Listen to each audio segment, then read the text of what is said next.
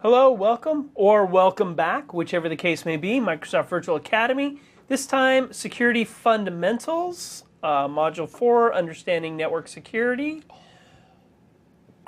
I'm here with Christopher Chapman. I am Thomas Willingham, and we are here to help our audience. I'm just here to silently stare in awe and wonder. Make things awkward? Yes. That is my role. So we're here to understand network security further, more. Well, we're here to help them Better? understand it. Well, yes. I mean, I'm hoping maybe we can understand it more afterwards, but I'm hoping there's not too much of, oh, that's how that works. By the way, not a good thing to do in a class full of people when you're teaching something. Oh, that's awesome. I didn't even know I it did didn't know it did that. That's crazy. Not a good idea. Might lose a little bit of credibility. Just a smidge. Little. Depending on the importance of the feature. Exactly. Module overview. We're going to talk about firewalls, network access protection, network isolation, protocol security, and wireless network security. So first of all, firewalls. Firewalls protect a computer, a network, or a network segment from network-based attacks. It performs filtering of data packets traversing the network and can basically filter out different kinds of content. Different types of firewalls will filter out different kinds of content. The graphic here gives you an idea of how it might work. So you have the internet traffic hits that firewall. That brick wall in diagrams is a pretty typical icon used for a firewall. Notice after that the traffic is gone way down. So just a lot of stuff that the firewall might filter out. It might filter out web traffic. It might filter out telnet traffic, email traffic. It can filter out a variety of traffic to hit your corporate network. So the OSI model. If you took or watched the Networking Fundamentals course, you should be familiar with the OSI model. The OSI model, Open Systems Interconnect model, is a model that enables networked devices to intercommunicate.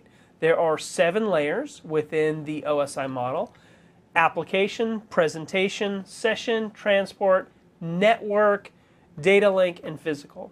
Now, the next couple of slides here go through all of these layers. We're not going to spend a lot of time going through them individually. It's not that pertinent to the security course, the security exam. Not to say it's not pertinent to security knowledge. At some point in your career or as you advance through security, you may get to the point that the individual layers of the OSI model make a big difference. They typically don't. I mean, we're not worried about security from an individual OSI model layer standpoint. At least I've never been. So the next couple of slides have this information. We're going to breeze through them pretty quick, but this deck is attached to this video in MVA, so you can grab it, take a look at it, read more about it if you want to. So just a little preface, a little warning there that we're going to go right through this really fast. Right, so we're basically just going to take each layer of the OSI model, very quickly review it, and continue on. So layer 7 of the OSI model is the application layer. It receives data from the user and passes it to lower layers in the OSI model. As responses come back up, it presents that information to the user. The presentation layer, layer 6, converts application layer data into a format that permits the data to be transmitted across the network. At this level, there may be a bit of encryption of the data for transmission and decryption of responses. Again, if you want to know more information about the OSI model, please look up the OSI model in the Networking Fundamentals course. The session layer. This is responsible for data synchronization between the applications on the devices. The session layer establishes, manages, and breaks sessions between devices. The transport layer provides a mechanism for transferring or carrying data across the network. Uses 3 main mechanisms: segmentation, so the breaking apart of messages; service addressing, so ensuring that the address on one side is speaking to the appropriate address on the other side; and then error checking, ensuring that the packet traverses the network without errors being introduced. Layer 3, network layer, is responsible for routing, so transferring across networking segments. Layer 2, the data link layer, connects the data link to the physical layer so the data can be transmitted across the physical network. It can handle error detection, error correction, and hardware addressing. And the data link layer is actually broken up into 2 sublayers, the Media Access Control or MAC sublayer and the Logical Link Control LLC sublayer. And then the physical layer is the actual, layer 1, is the actual physical topology of the network. Ethernet, token ring, fiber. So basically, said it again. Not that much though. It's I'm trying to, like I said, trying to wean it out. So it defines the physical characteristics of the network media. The OSI model data flow. So this shows you how a packet at the top of the model here. So basically, it's not what I wanted. I want that. Here we go. So something at the top of the model here. So as it enters the top of the model, we have the packet and the data. And as it translates or transfers down the model, each layer adds its own component to the model. Then it gets transferred across the network. And then as it goes back up the model, that information is stripped off until we're back to just the data.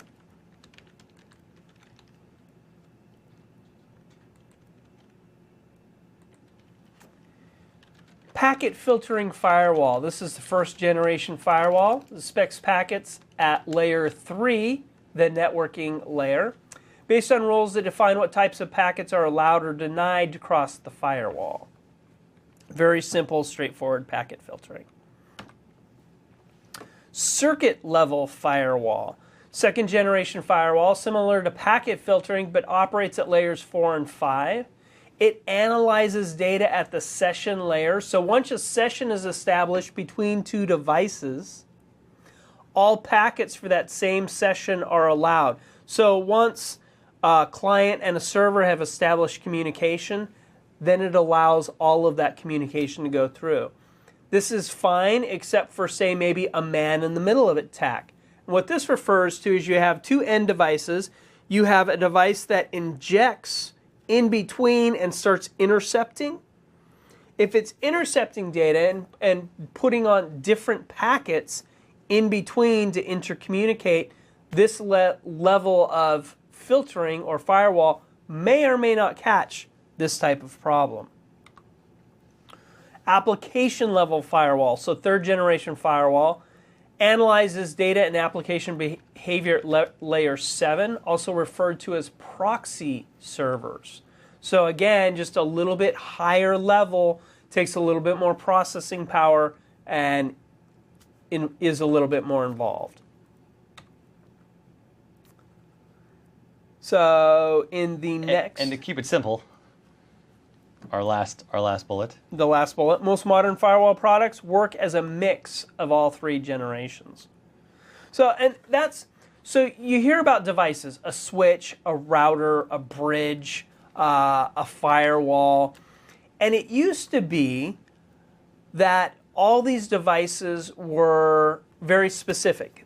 This is a bridge device. This is a router device. This is a switch device. This is a firewall. Now, it's not uncommon that one single device will have multiple functionality. It will act as a firewall. It will act as a switch. It will act as a router. So as you look at devices, ensure that as you're looking at devices that you're comparing apples to apples. You may see one device that's priced X. I'm not picking any specific device, but let's say we have one device that's $100, and we look at another device and it's $1,000, and they both say that they're routers. Well, maybe the $100 router is just a router, and the $1,000 router is not only a router, it's a switch, it's a firewall. So really look at the products and dig into what they have in them, so to ensure that you're comparing apples to apples. So host firewall and network firewall, so as devices are intercommunicating here, the host firewall, this software protecting a computer from network-based attacks, also known as a personal firewall. So a host or your individual client computer. Versus a network firewall. The network firewall is a firewall for a network segment that basically moderates network traffic. So host, let's step back for a second and think about the fact that all network traffic travels all over the network. Once a device puts something on the network, it goes to all devices on the network. A host or client firewall filters out stuff that's not meant for that client or that's not pertinent for that client. So if my client isn't a web server, it doesn't host RDP sessions, it doesn't host email, you can shut those ports down and have those firewalls block that to ensure that, back to nefarious or malicious, that those packets aren't coming in that your system might try and process that could cause problems. Versus a network firewall protects a network segment. And now we have, it's demo time. Demo time of the networking or the Windows firewall. Alrighty, well, let me get that spun up here real quick. And what we have here is a fun adventure because, well, I'll show you. Because why not? Get logged in, close our group policy, and we're just going to start from a clean desktop. And here we have our folders from earlier. We've got the same demos on one on the same machine. And we're going to jump right into the firewall. A lot of users on desktop computers, laptops, maybe a Surface, might be familiar with one of these options. I'm going to hit start. Now again, this is 2012. This may look a little different than 2008 or 2003 if you're using those. But we're going to the same destination. We're going to go to the control panel. This should look familiar. Firewall, still not in here. I'm going to change this to small icons because it's just my preference. Now there is Windows Firewall. This, relatively straightforward, connected. It shows you your different profiles and your connections. I can allow an app or feature through the Windows Firewall. Now, I can sort of speak to this. I'm not a big wizard fan. I don't like wizards doing the work for me. I'm gonna get in and figure it out and change it at its root kind of a fan. I'm not gonna go that far because it's all buried inside of, I want to say group policy. It's actually buried in the registry that these things are kept on local machines. We're not going to that level. But here, I have options that already exist, Windows services, Windows roles, different Windows communications mechanisms, and I can allow these via the checkboxes through different profiles, domain, private or public, depending on what I'm connected to. Now, I can allow another app. This is the part where I'm not a huge fan because it kind of limits my ability to configure. Yes, this will work. I can allow applications as long as they show up in this list, which not all applications do, or I can browse to them, which most applications I can get to this way, it's going to work, and I can allow them through the firewall. I'm a little bit more, I want to say fundamental. I don't know if that's the right word, but we're going to go with that. And we've seen the Windows Firewall. This is your list, and the allow another app is how you allow an application. And then network types, you can select which ones are yes and no. I like to be a little bit more granular, so we're going to close this. We're going to go back to Control Panel, but we're going to go one level deeper into Administrative Tools. And all the way down here, hiding at the bottom, Windows Firewall with Advanced Security. This exists on all Windows computers past, I want to say, Vista. I don't remember if Vista had that or if it's just Windows 7 and later, but this exists, servers and clients. This is my kind of configuration tool. Inbound rules. Yeah, this is where I get to really strut my geek right here in this course. I like this. This is my kind of an interface. And most of it is because I have more options. This is just what is and isn't existing. These are created. Green is enabled. Gray is disabled. They exist, but they're turned off. And then all these options, which profiles are attached to, whether it's enabled, what action, because I can specify specifically allow or block, override which program it is if there's a program associated. Local remote addresses if we're keeping it specific. Ports if I want to go with that. All of this is in this table, but we're going to create one so you can actually see how you build it. This right here, I already like this more than the other firewall because it's giving me these options. Yes, I can allow a program like I did in just the Windows Firewall Control Panel app, but I can also go per port if I don't want to tie it to a particular program. I may have, for an example, I may have an email server that I have a number of applications listening on a given port, or it depends. It depends on the setup of your network. And I don't want just a program. I want to allow everything on that port. So I can do that. Or I can do predefined. And these are services and roles that Windows provides as a Windows server. Or I can go custom. I'm not going to worry about custom because it's a lot of information, although port should have some of those. TCP or UDP, all or specific. Now, you can't do both at the same time. So if you were to want to allow a port that needs TCP and UDP, there are programs out there that need access to a port on both of those protocols. You'd have to create 2 rules. But again, it's granularity. I'm okay with granularity. And then you give it a port. Let's say 80. I don't mind opening a web port on this isolated non-network connected VM. Allow if it is secure, and this is IPsec based. We're not going to get into this. This is a security topic and a terrific security topic, but it's a more advanced security topic. So this is going to be covered in the MCSA course series, the 410, 411, 412. Or I can block it. I can flat out say, do not allow this. Now, typically, what's the word I'm looking for? A lack of a rule is a block. If I'm not explicitly allowing it, it's not allowed. But there may be, let's say there's a program that I'm allowing. That program may communicate on multiple ports, but I don't want it to communicate on, in this case, port 80. So I'm blocking port 80. Now that may interrupt the communication or the functionality of that program. But again, I don't use program rules very often in the firewall. I'm going per port to make sure I know what's going on. Allow is the easy option. Profile, do we want it to apply to all? No, if this is connected to a public network, if I'm in an airport, we'll visualize instead of a domain controller, this is my laptop or even my desktop at home. If for some reason it detects it's not connected to my home network, maybe I've taken it somewhere else. I hate to go here, but anybody watching this may have participated in a LAN party from time to time. Yeah. And if I take my desktop, which I do run a domain at home, because again, we're strutting the geek right now.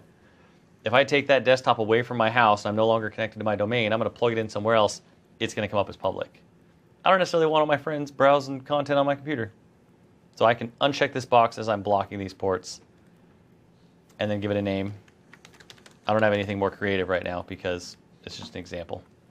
Done. Now in this list, port 80. And done. And that's the more complicated Windows firewall. And that's pretty much it. That's the 2 of them. You can modify anything that exists. Core networking. You want to change this? You can. Now this one, because it's, you'll notice this is all grayed out. It's because of the fact this is based on the system. These are all pre-built rules, again, that may have different configuration options that limit what you can do in here. There are other reasons for this. I can, to some degree, control firewalls with group policy. I may have rules in here that I either can't control or can control, but will suddenly revert after a certain period of time. So all those things apply. Trying to keep it as light as I can. I think that's good on the firewall. So 1 in control panel, right here, and one level deeper in administrative tools, right here. And again, those were firewalls for a client, not a network segment. Although the network segment will have similar functionality. Well, it depends. The concepts can be the same. Blocking, enabling applications, protocols, ports, Yep. or disabling. Yep. And technically, since you can use a Windows server as a router using routing remote access services, I could end up in an interface very similar to that to actually control the flow of network traffic across segments. Not a likely scenario, but it's possible. Okay, so network access protection, sometimes referred to as NAP.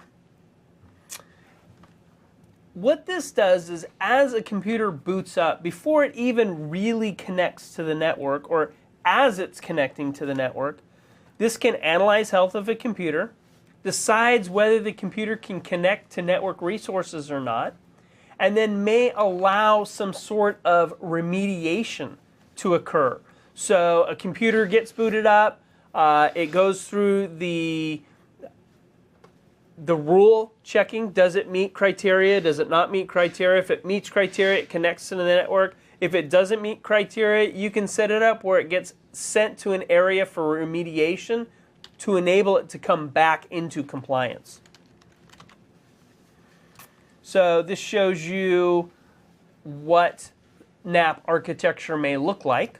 We have our Active Directory here, our internal network, our perimeter network, internet, VPN server. So as the system boots up, it may not meet the requirements to get on the internal network, so it gets sent to the remediation network with WSUS and antivirus servers that enable it to become back into compliance. So we have a client with limited access. It then has the ability to come into compliance from those servers. We have a NAP client, once it meets compliance, able to access the internal network. Again, this is levels of security within the system, because if you have a computer that boots up and is infected, it doesn't meet compliance somehow, it can wreak havoc on the network. What this does is as the system comes up, it says, you know, I'm not even going to let you on the network because you're not in compliance, and push it off to another network. NAP enforcement, there's IPsec enforcement, 802.1x enforcement, VPN enforcement, and DHCP enforcement. So there's different levels of enforcement using the system. Network isolation. Basically with VLANs enabling a computer to be isolated from the rest of the system, disabling it or disallowing it to communicate with those other systems until it comes back into compliance. A virtual network, virtual LAN, separated logical networks managed by a single physical switch. Switches provide connectivity at layer 2, so the data link layer. Switch traffic is faster than router traffic and can be used for isolation.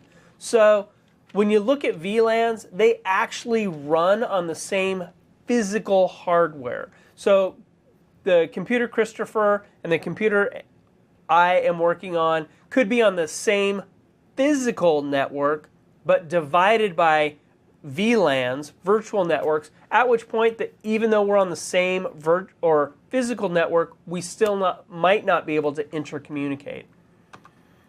Routing connects different network segments. It's provided at layer 3, analyzes destination and source packets, and then decides how to get the packet from basically its origin to its destination. Excuse me, it uses a routing table to decide this option. So think of like a map. You have a map to get from point A to point B. The routing system is the one that looks at the map and says, oh, okay, how am I going to get from point A to point B using whatever method that the router is set up to use. So this routing slide here shows you how data can be sent from one router to another. And what would happen if one network segment goes down? Let's actually kind of do that again here. That was kind of slick. So we have data here being sent across the network from the client to another client. Here we see in the second example one of the network segments down, and yet they can still intercommunicate using a different channel. IDS and IPS, these are security technologies. Intrusion detection systems, IDS, and intrusion prevention systems, IPS. An IDS system is a solution designed to detect unauthorized user activities, attacks, and network compromises. Is the device being accessed inappropriately? If so, it's detected and basically the oh no's are sent up. Oh no's, somebody's informed, they can take appropriate steps. An intrusion prevention system is similar to IDS, except that in addition to detecting and alerting, IPS can also take action to prevent a breach from occurring. So, a specific type of issue is occurring, IPS can actually take steps to mitigate the possible problems. Honeypots. A honeypot is a trap for hackers. It's designed to be a system on your network that hackers can access, that you can start to collect data on. So you have this system that you're not overly concerned, well, you're not concerned about the data on it at all. And as you see somebody attack the system, you can evaluate how they've attacked it and use that information to better secure other devices on your network. A honey net is basically a series of honey pots on a network that creates a more realistic attack environment. A perimeter network, you may in the field also refer to this as a DMZ. Perimeter network is an isolated network, serves as basically a buffer between two networks, often used between the public network and a corporate environment. Can be implemented using one or two firewalls. If you look at the next slide here, you see this kind of sandwich perimeter network where it's between multiple firewalls. So, let's see here. Basically, we have this firewall here in between the internet and the rest of the system. Then we have a firewall here between the web server, the mail server, and DNS, and then a firewall here between the corporate network. So traffic is going to come in here, hit the firewall, be able to come over here and gain access here, and then these users can come over here and gain access to webmail, the server, whatever they need information to.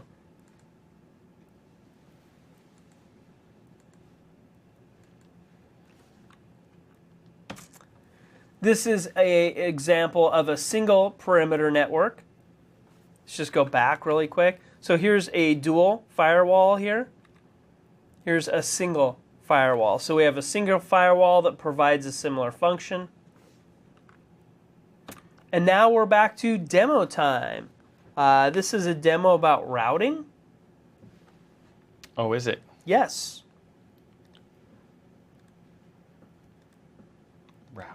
Routing.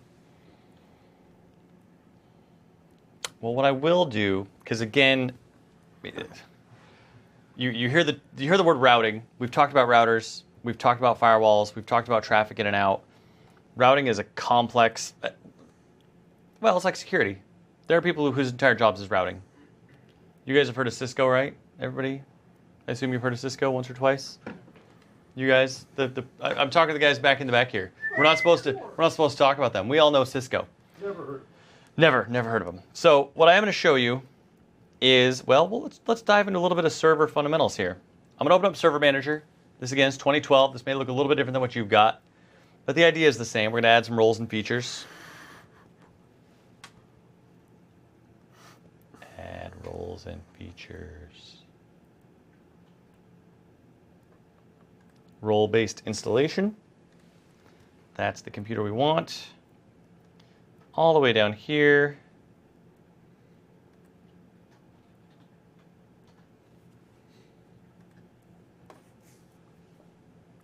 Let me see what all this installs. Make sure we're good. I'm not going to worry about the add-ons that we normally give.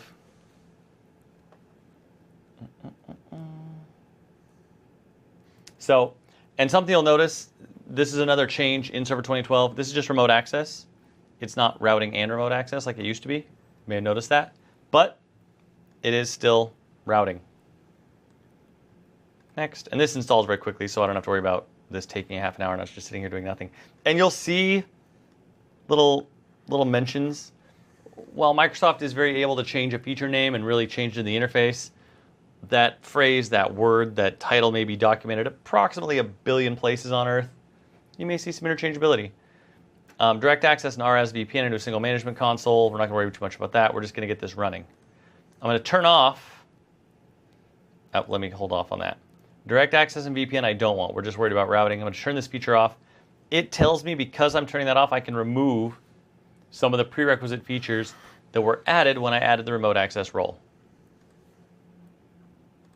No, not, but what? It doesn't want to let me do just one or the other. I can turn off routing. I can't turn off direct access and RAS without having routing. It's not going to let me do it. So next, that's fine. We're going to take the role services it gave us. We're not worried about customizing that at all. Let's get this up and running, and this will get done. The problem I'm going to have with this demo, it would take forever is the biggest problem. Setting up routes, setting up RAS servers, getting two of them to talk to each other, especially with networks behind them, a little complicated. But we're going to at least take a look at the interface for using Windows as a router if you choose to do so. I wish I could pull up a search engine and just show the dozen or 2 dozen or 3 dozen or 400 different interfaces for different types of routing solutions, whether it's software-based as Windows or hardware-based as Cisco device, any other manufacturer of routers that exist out there. And another pointer, something we mentioned before when we talked about, what was the topic we were talking about? It was just a couple of minutes ago. Firewalls. Routers, by definition, do a certain thing. A lot of devices these days, whether or not they're called a router, may do some routing. And some things called routers may do other things that aren't routing. I'm not going to be nitpicky about defining each of those different things, and you're usually not going to see that on a test, on an exam, on something that is really pertinent. Just know that you're going to see a lot of overlap. Gateways, switches, routers, they all sort of share some functionality. And because of that, because everybody makes them, there are 100 different devices with 100 different interfaces, and this is the only one I can show you in a demo, is ours. So is that installed? Oh, did I close? Oh, good, I didn't. I thought I closed Server Manager for a second. This actually gives me the status of the install while it's happening. I don't have to sit and wait for it, although my flag's not. Oh, good. Server Manager's hung up. Awesome, love it when demos do that. There we go. Oh, still thinking about, there we go. So it's still installing. I can come back and check this. There we go, succeeded. Close that. Where's the ta-da? Ta-da! I wish any of these tools would do that when things finished. It would say ta-da. Routing remote access. So now it appears in our tools menu.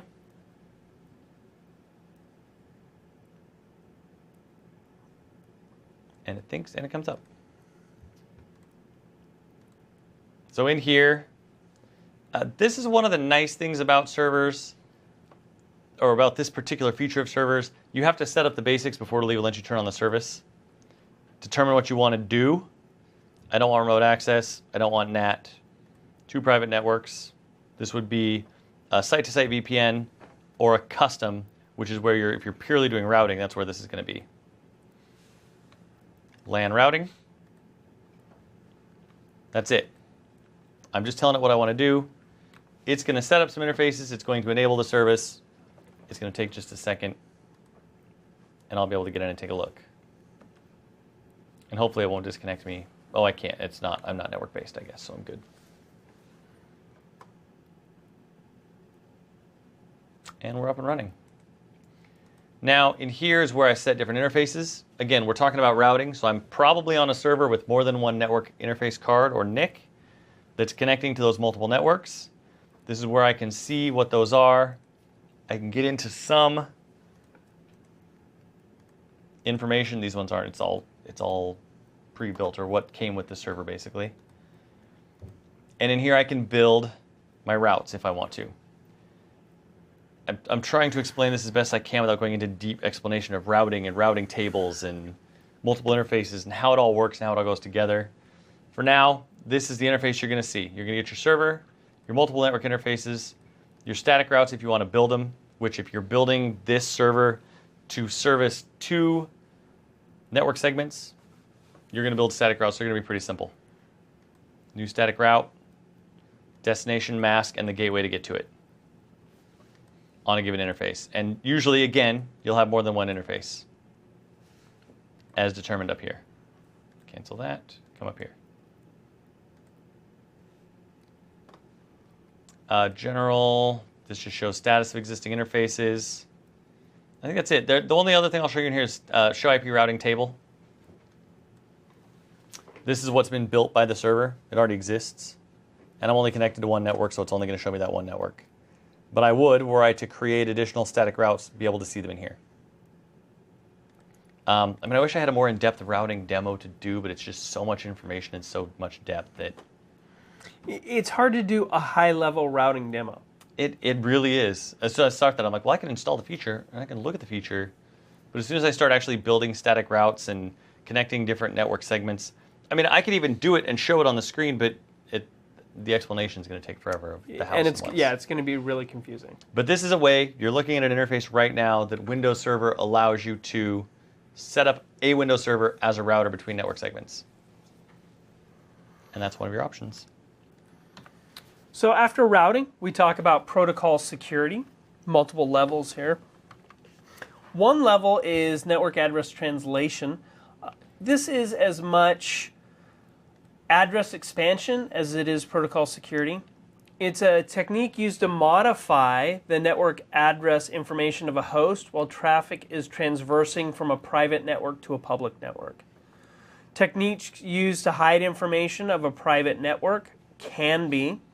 NAT was used as a workaround for the IP address shortage for IPv4. So there were only so many IPv4 addresses. From that pool, public-facing addresses became smaller, so they introduced NAT as a method to have one public-facing IP address for your corporate system or your home-based network. From that single address, you could put the NAT device facing internally. That NAT device manages all the addresses internally and allows your internal devices to be external facing. Two types of NAT, static and dynamic. They're pretty much what they say. Static NAT is the ability to explicitly give an address to an internal device. Dynamic makes it like DHCP in the fact that a dynamic address is given. DHCP, I basically threw that term out but didn't define it. Dynamic Host Configuration Protocol. If you want to know more about that, again, back to networking fundamentals. I was just about to chime in and say, actually, we have a place to learn more about all those. But yeah, it's terrific. Virtual private network. If you are on a public-facing network, the internet, and you need access to company resources, a VPN can be one method that allows you to do this. We talked about tunneling as a method, one method of encryption. So you have your client-server communication over the internet. VPN creates a special encrypted channel between the devices that allows those two devices to intercommunicate without other devices being able to look in and see what those sessions look like. IPsec, Internet Protocol Security, standards-based protocol suite designed for securing Internet Protocol communications. It's also a component of IPv6, Next Generation IP Protocol.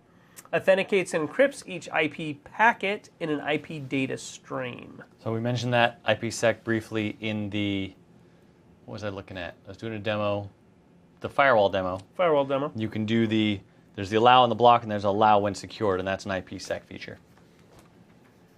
And IPsec operates at the network layer, the OSI model. Secure socket layers, SSL. This enables secure communications with web services. And? Key VPN protocol used today is SSL TLS. Yeah, main alternative to IPsec for implementing a VPN solution. A couple of years ago, SSL and TLS became sort of the preferred method for VPNs. Some VPNs over the older PPTP, L2TP. It's just an easier to implement solution for VPNing. Secure shell. So there's the ability to, from one system, create a session to another system, and the secure shell protocol is a protocol to create a secure channel to enable this communication. It says for secure remote login and other secure network services over the network. Can be used for a number of applications across multiple platforms, including Unix, Windows, Mac, and Linux. Tunneling, we've talked a little bit about tunneling when we talked about IPsec and VPNs. Encapsulation of one network protocol within another. Tunneling can be used to route an unsupported protocol across a network or securely route traffic across an insecure network. VPNs use a form of tunneling when data is encapsulated in the IPsec protocol. And as Christopher mentioned, he just mentioned point-to-point protocol and layer 2 tunneling protocol with IPsec.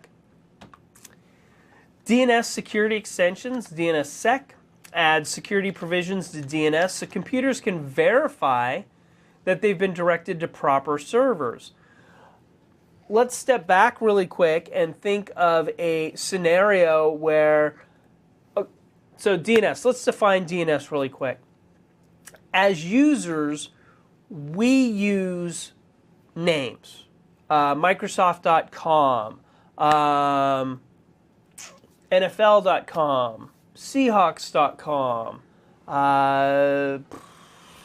Bing.com. So we use those to gain access to a web server. DNS is a system that translates that username to an IP address, which is what the internet is based off of. So now let's go back to our scenario. Scenario, I as a user try to go to Microsoft.com. I somehow gain access to a malicious DNS server. So instead of redirecting me to Microsoft.com, it redirects me to another malicious site with nefarious intent. There's a lot of that insecurity. There could, A lot of nefarious intent going on. Yes, yeah, and that's what we're trying to mitigate, is we're trying to mitigate malicious and nefarious activity. We need to add a keyword counter to these things so that as we use the words that have come up, we get little numbers on the screen. Bing, keyword count 5 for today. Yep, I think the keyword for today is nefarious. I think nefarious is good. I like and then it. mitigate, which was actually in the content. It is. It is. So DNS security extensions creates a more reliable intercommunication system between a client and a DNS server. Provides authentication and integrity checking on DNS lookups, ensuring that outgoing internet traffic is always sent to the correct server. This allows or enables the removal of issues of forged DNS data, as I just mentioned. Network sniffing. We talked about the fact that a network sniffer can be used for good or it can be used for bad, depending on what you're doing with it. You can use it to trace information on your network. What does your network traffic look like? What are the different levels? What's your throughput? Do you have snags? Do you have bottlenecks? It can also be used to recreate sessions. So it's funny, did we see this at any other point in this course? Yeah, we've talked about network sniffing. So where did we talk about it before? We talked about it. Where did we talk about it? Types of attacks. Oh, there we go. Yes, parts of attacks. So this is one of the fun things about IT, and especially about security in IT. One of the things I greatly enjoy, things that you don't want on your network, things you don't want people to have or be using or see or have to deal with, you may have and see and use and deal with on a daily basis. It is entirely possible. This is a terrible tool that could be used to completely break our network. I want to go run it real quick on my desktop because I need to see some network traffic from... I'll be right back. I gotta go run this. Exactly. So it comes down to intent. What is the intent of the tool? Are you using the tool for good? Or are you using the tool for bad? That is up to you. And we're trying to give you the knowledge that if the tool is used for bad, or if these are used for bad, to give you some ideas of what you might use, or at least some resources to go hit to take a look at what you can do to mitigate. And that brings us to common attacks.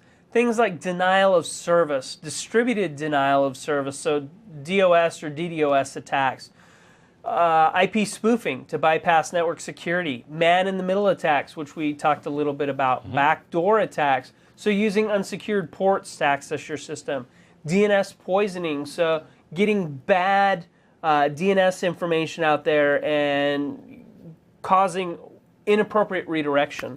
Replay attacks, so after a certain string has been, or a certain set of data has been sent, basically resending it multiple times. Weak encryption keys, so breaking encryption, or social engineering, which we talked about earlier. That one should be the top. Still my favorite. Common attacks, password cracking, dictionary attack, brute force attacks, software vulnerability, buffer overflow, remote code execution, SQL injection, cross-site scripting. These are all, like, we could spend a day just on these common, we could spend a week on these common attacks. I know developers that you talk about software vulnerability and buffer overflows and remote code execution in weeks. These are actually really, really interesting topics. And if you're interested, I would say dig into them further. At this point, we're just barely scratching the surface. But we're trying to make you aware of these issues so you have the ability to go and research further. Well, in some of these, on this page, the first three, password cracking, dictionary attack, and brute force attack, those are the things that are going to be covered potentially in an objective domain for security fundamentals. This is not a developer-oriented course. This is an infrastructure-oriented course. So the second half of this page, software vulnerability down, remote code, SQL injection, cross-site scripting, you're not going to see in this content or in any subsequent exams or any of that material. So they're good to know about. Absolutely learn about them. They'll make you able to annoy the heck out of any developers you have that are friends or coworkers, which is terrific. But for the sake of this, the first three are the big ones, and the previous page. Wireless network security. So now we'll talk about securing your wireless environments to enable secure communication. And this is where we get tricky. So I talked earlier about users having their own devices. This is where it gets a little complicated because I have a phone in my pocket. I walk into work, we've got wireless networks everywhere. Can I connect to those wireless networks? Well, I connect to them on my laptop, just username and password. I can do the same thing on my phone. That means that potentially anyone could connect to that wireless network. Anyone who can get within this building's range. Obviously, in our case, we need a username and password. That's our security. We'll talk more about additional security, but this is one of the biggest topics in IT right now only because of the proliferation of personal devices, the proliferation of wireless networks at home and at work, knowing the right options to set them up, and such. So I'm just emphasizing the importance of wireless network security. WEP was the first security available to wide area network users. Right.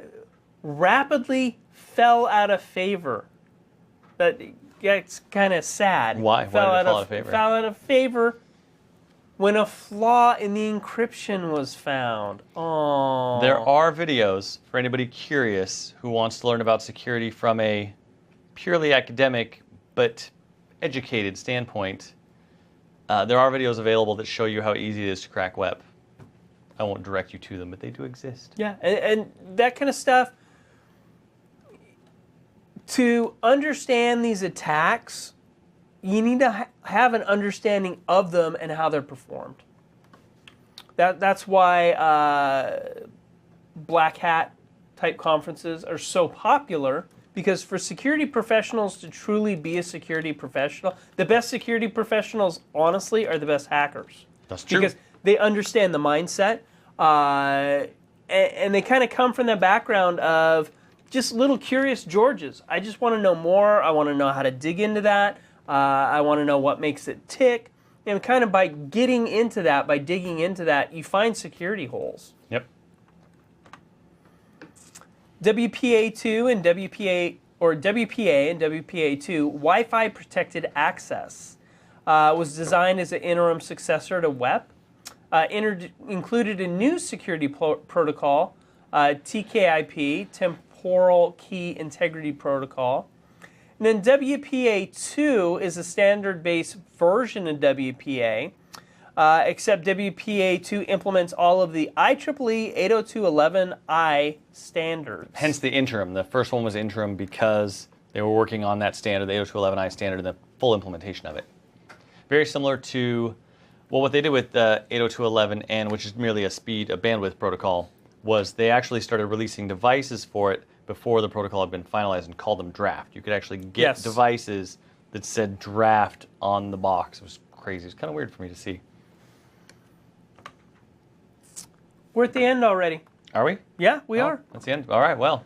Microsoft.com/learning for resources, objective domain, additional resources. Christopher? Lots of courses, lots of exams, the rest of the MTA track. You've started to see in this one, we talked about the prerequisites. You can see how we've structured that. There are networking pieces in here, things we covered in the networking fundamentals course that if you have that one, makes this one a little easier to take. If you're already through the 4th module of this one, you may just want to finish it out and then go back and watch the networking one. Maybe take this one again, see if there are some differences. Other than that, yeah.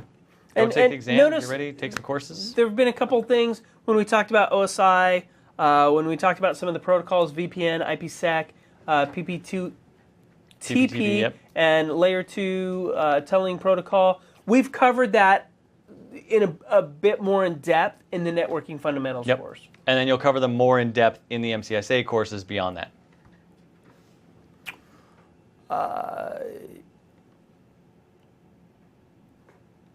I don't know. We're being flashed information on the screen, and oh, that's terrific. This actually is awesome. We do have a counter. Nefarious is 3, Basic is 4, Demos 12, Break Time's 4, Hacker is 6. I like. It's good. I think it's basic though, not basically. So our producers are doing some good things for us back in the back here. We're only as good as the people behind the scenes, and we have some damn fine people. That's what we Can got I say there. damn fine? I think so. Okay. I don't have any reasons that we can't. Yeah, there we go. Damn fine. There you go. I said it. So we'll be back.